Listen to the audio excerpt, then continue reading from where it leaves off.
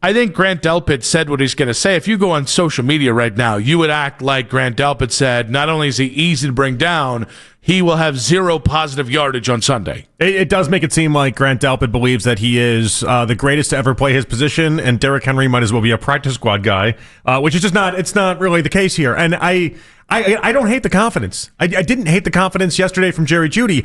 I do think the messenger is an intriguing one out of this. But I can't fault him for having that mindset going into week 2. Now, we played the Derrick Henry stuff in the last segment. In mid-segment, I kind of had an idea that we kind of put off till now, but I want to play again. Derrick Henry responding to the Grant Delpit comment. Derrick, did you get a chance to see Grant Delpit? You said that you're not hard to tackle, and do you have a reaction to that? I mean, I saw that. I saw his coach had a tweet, a quote, and, he had a quote. We'll see on Sunday. So that's the appropriate response, by the way. And I do want to say something. One, I still don't know what coach he's talking about. Two, I've not found it, by the way. I looked high and low. If Derrick Henry goes off on Sunday, it's not going to be because what Grant Delpit said. It's not. It's going to be because Derrick Henry is a future Hall of Famer who's really tough to beat, and he happens to play in a backfield with a quarterback that makes him even tougher to beat because he's as big of a threat to run the damn ball as the running back is.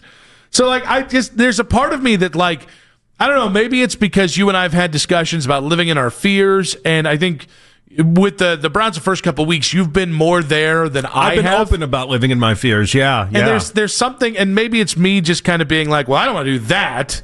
And I kind of just this is the part of the stretch. This is a part of the season that I think the Browns are going to be their most competitive. Do I know that automatically leads to wins? No, I don't. That's why they play the games. But if Derrick Henry has 150 yards, I'm not going to be like, man, if Grant Delpit just had shut up, he would have only had $125. Yeah. No, none of it really ultimately is going to matter. Actually, I was thinking about it with that. Remember that AFC title game that the Titans were in? It was about a half decade ago now at this point against the Chiefs. And it was the one that Tannehill famously threw. I think it was 3 interceptions total, but he threw the 1 interception on the first drive that was just miserable. And in that game, before that game got underway, Frank Clark went back and forth with Derrick Henry. And Frank Clark said very similar things as to what you just heard Delpit say. The idea that he was easy to tackle and it wasn't hard. And ultimately, that didn't change what happened with Derrick Henry in that game the slightest bit. And the Chiefs still won. And then Frank Clark got the last laugh out of the whole ordeal. I think there's really I think bulletin board material really only works at the NFL level when it's 2 teams who have a history with 2 teams who are equally matched up, and when one team has a chip on their shoulder. Or if it's creative in some sort of way. Yes. Like if you call it Burrowhead, for instance, it's like, okay, that sticks with you. The fans get behind that. Like Derrick Henry last year, by the way, I'm just thinking that. He was called, somebody called him the Purple Tutu. And it's like, that's funny. And if on the field you can be like, hey, Purple Tutu, I think that stuff plays. But just being like, you're not good at football, while we have a mountain of evidence to suggest otherwise, maybe isn't the greatest. But I think specific to this game, I don't think this gets Derrick Henry any more jazzed up. I think from the Baltimore side of things, this goes back to the Baltimore celebration of 30 years. They do not think about you other than this moment to rub your nose in bleep.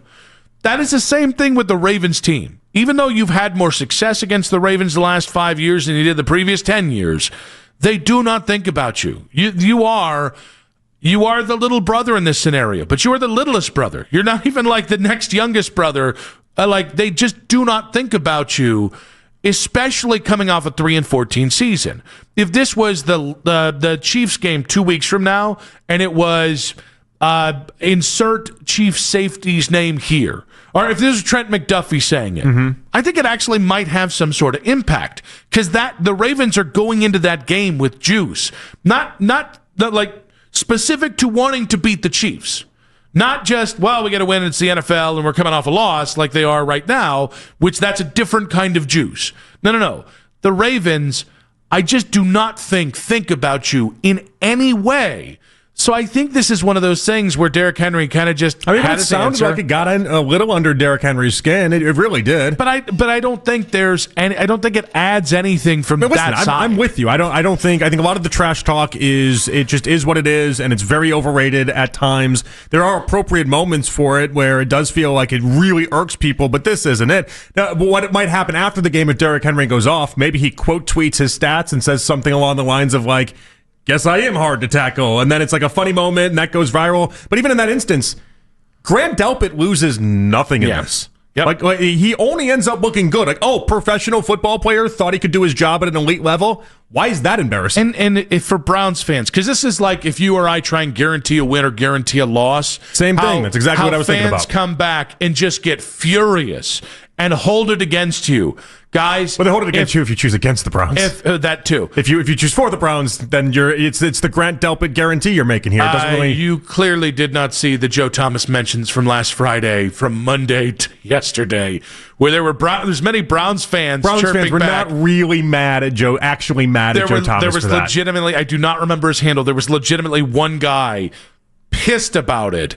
Oh my God! It might have even been on Sunday that it happened. Joe had the easiest chance for the people that aren't brain dead. For 99% of people that heard Joe say those comments, it only here takes one on brain dead Afternoon person Drive to do that. Get out of my. I don't care about the brain dead people. Take it out of my town. I was going to say just now, just get out of my town.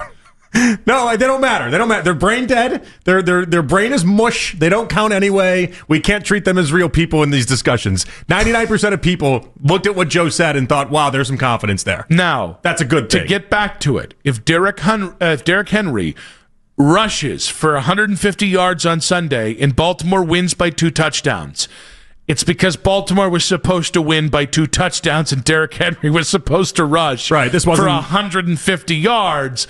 I'm sorry, if you go at Grant Delpit on Monday or on Sunday on Twitter after it, it's on you, boo.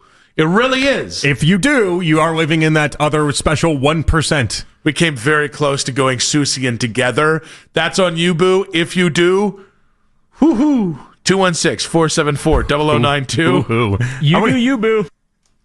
Oh, it's Daryl. Daryl got it in you. I was like, how many times have you said boo? AC.